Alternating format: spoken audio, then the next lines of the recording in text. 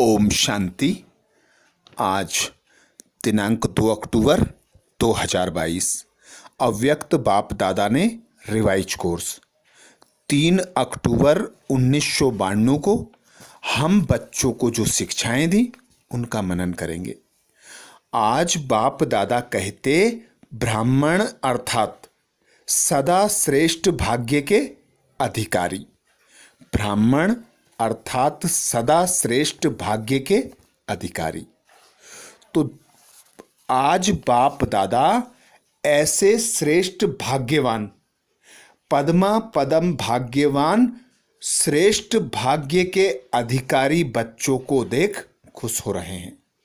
बाप दादा कहते सदा स्मृति रहती है कि मैं श्रेष्ठ भाग्यवान आत्मा हूं, मुझे पद्मा पदम भाग्य प्राप्त हुआ स्वयं भाग्य विधाता भगवान द्वारा।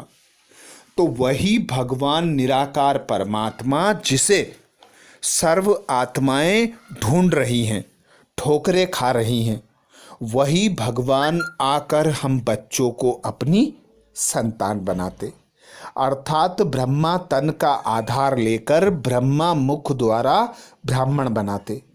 तो बाप दादा कहते ऐसा भाग्य किसी का भी सारे कल्प में नहीं होता जो स्वयं भगवान आकर जन्म दे और भगवान ही टीचर बनकर पढ़ाए और सद्गुरु बनकर सद्गति दे, अर्थात वरदान दे, सद्गति में जाने का महामंत्र दे।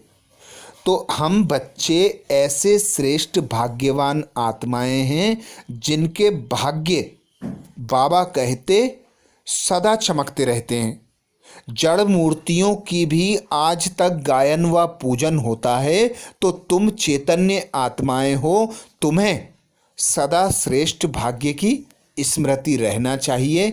इसी नशे में, इसी खुशी में सदा बाप की स्मृति में रहकर बाप की श्रीमत पर चल पवित्र योगी बनकर बाप के पूरे पूरे वर्षे का अधिकार प्राप्त करना है।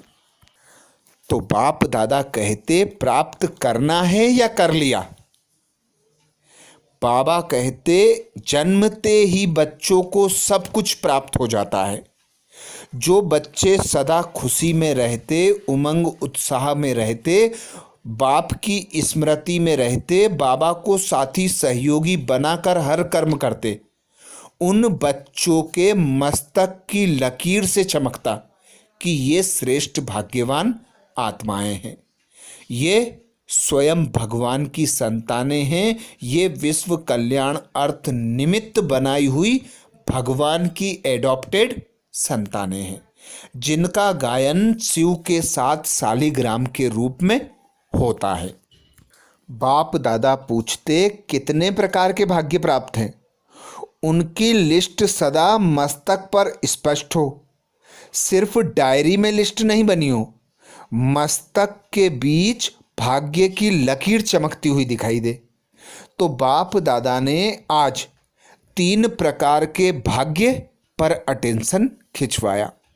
बाप दादा कहते पहला भाग्य जन्म ही भाग्य विधाता द्वारा हुआ, अर्थात स्वयं भगवान द्वारा ब्रह्मा मुख वंशावली ब्राह्मण बनाकर श्रेष्ठ ऊंचे ते ऊंचा ब्राह्मण चोटी जन्म प्रदान किया।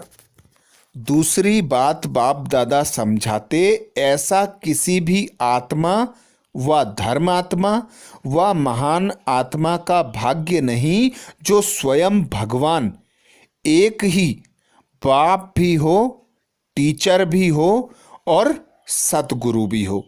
सारे कल्प में ऐसा कोई है नहीं। एक ही द्वारा बाप के संबंध से वर्षा प्राप्त हो, शिक्षक के रूप में श्रेष्ठ पढ़ाई और पद की प्राप्ति हो, सदगुरु के रूप में महामंत्र और वरदानों की प्राप्ति हो। तो बाप दादा कहते वर्षे में सर्व खजानों का अधिकार प्राप्त किया है। सर्व खजाने हैं ना, कोई खजाने की तुम बच्चों के पास कमी है? टीचर्स को कोई कमी है? मकान बड़ा होना चाहिए, जिज्ञासु अच्छे होने चाहिए, यह कमी है?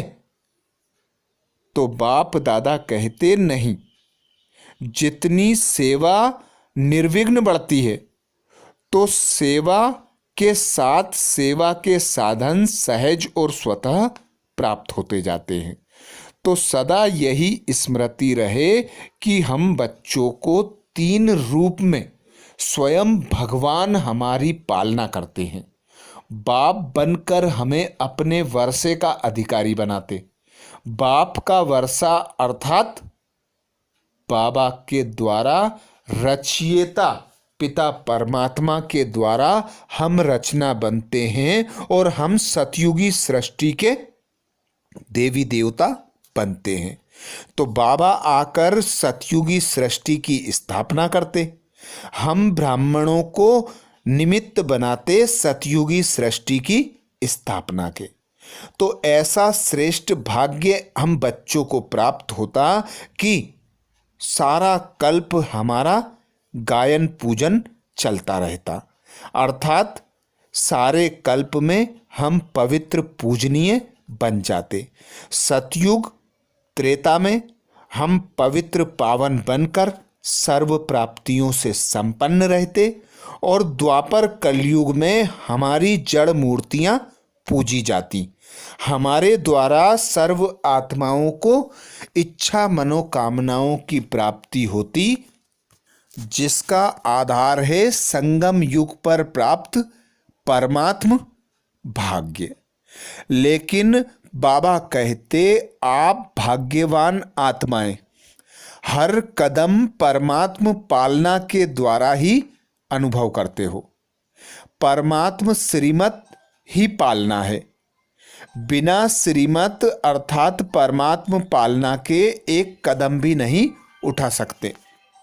बाप दादा कहते, ऐसी पालना आप बच्चों को सिर्फ संगम पर ही प्राप्त होती, सतयुग में भी नहीं मिलती।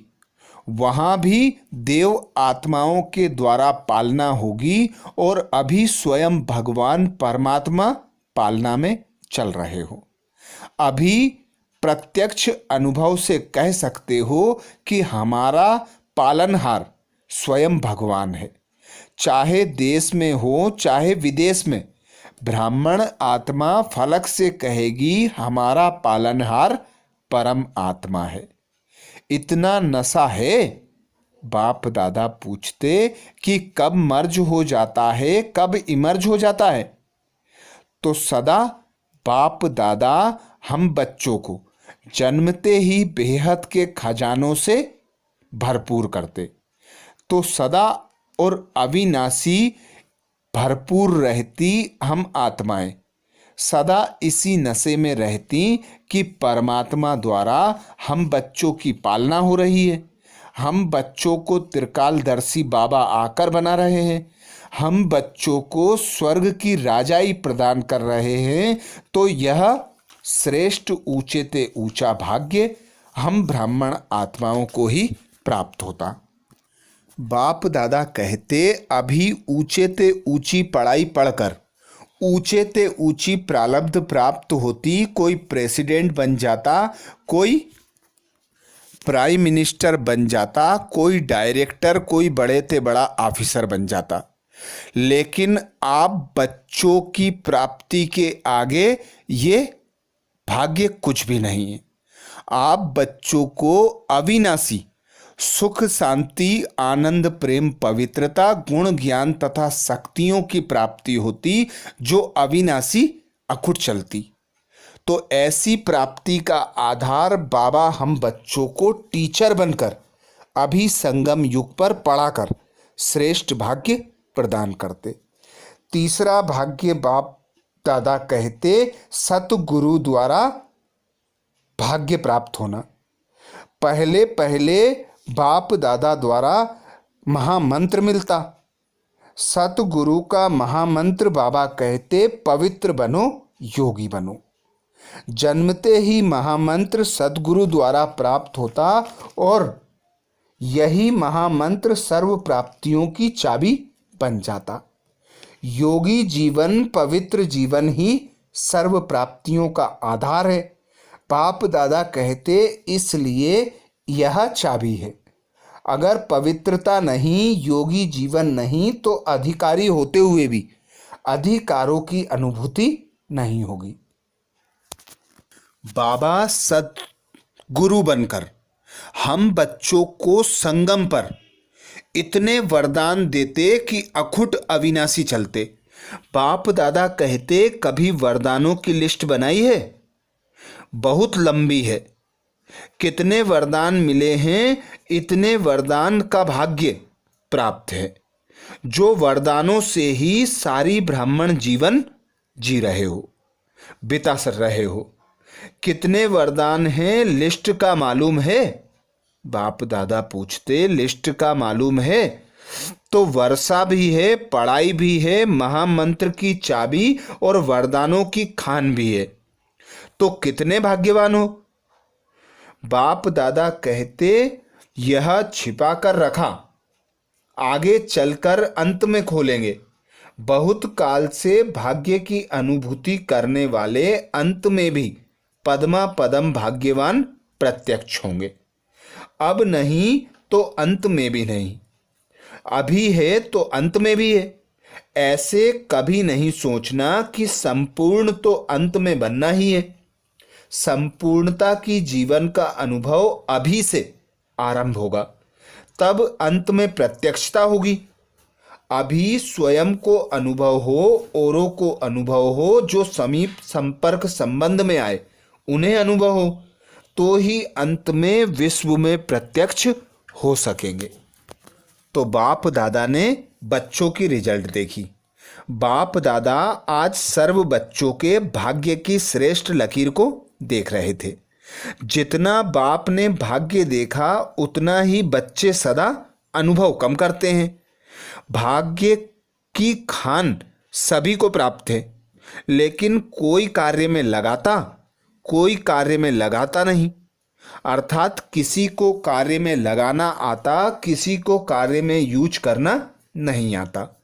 तो बाप दादा कहते जितना लगा सकते उतना नहीं लगाते हैं। मिला सबको एक जैसा है, लेकिन खजाने को कार्य में लगाकर बाप का खजाना सो अपना खजाना अनुभव करना, इसमें नंबरवार हो जाते। बाप ने नंबरवार नहीं दिया सबको नंबर 1 है, लेकिन कार्य में लगाया, इसमें नंबरवार हो जाते हैं। तो समझा नंबर क्यों बने हैं। बाप दादा कहते जितना यूज करेंगे, कार्य में लगाएंगे, उतना बढ़ता जाएगा। मर्ज करके रख देंगे तो बढ़ेगा नहीं, और स्वयं भी अनुभव नहीं करेंगे तो दूसरों को भी अनुभव नहीं करा सकेंगे। तो बाप दादा कहते सदा यह स्मृति रखो कि हम ऊंचे ते ऊंचे भाग्यवान आत्माएं हैं। हम आत्माओं को ऊंचे ते ऊंचा पद प्राप्त कराने स्वयं भगवान बाप टीचर सद्गुरु बनकर हमारी पालना कर रहे हैं। आज बाप दादा ने हम बच्चों को वरदान दिया। वरदान में बाप दादा कहते जिम्मेवारी की स्मृति द्वारा सदा अलर्ट रहने वाले, शुभ भावना शुभ कामना संपन्न भाव। जिम्मेवारी की स्मृति द्वारा सदा अलर्ट रहने वाले, शुभ भावना शुभ कामना संपन्न भाव। जिम्मेवारी अर्थात भगवान ने हमें क्या जिम्मेवारी दी। यह जन्म दिया संगम युग पर। संगम युग पर हम बच्चों को जिम्मेवारी मिली विश्व परिवर्तन की। कलयुगी पतित दुनिया को पावन सतयुगी दुनिया बनाने की। तमो प्रधान दुखी दुनिया को सुखी सतो प्रधान दुनिया बनाने की। तो बाप दादा कहते पहले स्वयं को संपन्न संपूर्ण बनाओ, स्व परिवर्तन करो। स्व परिवर्तन के आधार पर ही विश्व परिवर्तन कर सकेंगे। तो बाप दादा कहते जिम्मेवारी को सदा स्मृति में रखोगे तो अलबेलापन नहीं आएगा। अचल अडोल रहकर सर्व आत्माओं की सेवा कर सकेंगे। आपकी दृष्टि वृत्ति हद में ना हो, बेहद की हो, सर्व आत्माओं के प्रति समान दृष्टि वृत्ति हो, शुभ भावना शुभ कामना की दृष्टि वृत्ति हो, सदा सर्व को संपन्न और सतो प्रधान बनाने की दृष्टि वृत्ति हो। अर्थात यह जिम्मेवारी हो कि मैं हीरो पाठधारी आत्मा हूं, पूर्वज आत्मा हूं, इस परिवर्तन की आधारमूर्त आत्मा हूं, स्वयं भगवान ने मुझे एडॉप्ट किया है, तो कभी भी बाबा कहते अलबेलापन नहीं आएगा। आप बच्चे शुभ भावना शुभ कामना संपन्न बन जाओगे और सर्व आत्माओं के परिवर्तन का आधार बन जाओगे। स्लोगन में बाबा कहते अपने हर कर्म द्वारा सहारे दाता बाप को प्रत्यक्ष करो तो अनेक आत्माओं को किनारा मिल जाएगा। अपने हर कर्म द्वारा सहारे दाता बाप को प्रत्यक्ष करो तो अनेक आत्माओं को किनारा मिल जाएगा। अर्थात हम बच्चों को जो प्राप्तियां होती हैं, गुण ज्ञान तथा शक्तियां बाप से प्राप्त होती हैं, उसी के आधार पर हम ऊंचे ते ऊंचा पुरुषार्थ करते, ऊंचे ते ऊंचा पद प्राप्त करते। तो बाप दादा कहते हर कर्म में सहारे दाता बाप को प्रत्यक्ष करो तो अनेक आत्माओं को किनारा मिल जाएगा। अर्थात बाप द्वारा प्राप्त हुए गुण ज्ञान तथा शक्तियों की प्रत्यक्षता करो, हर आत्मा का कल्याण करो तो अनेक आत्माओं को किनारा स्वतः और सहज मिल जाएगा। तो ये थे बाप दादा के महावाक्य। अच्छा, ओम शांति।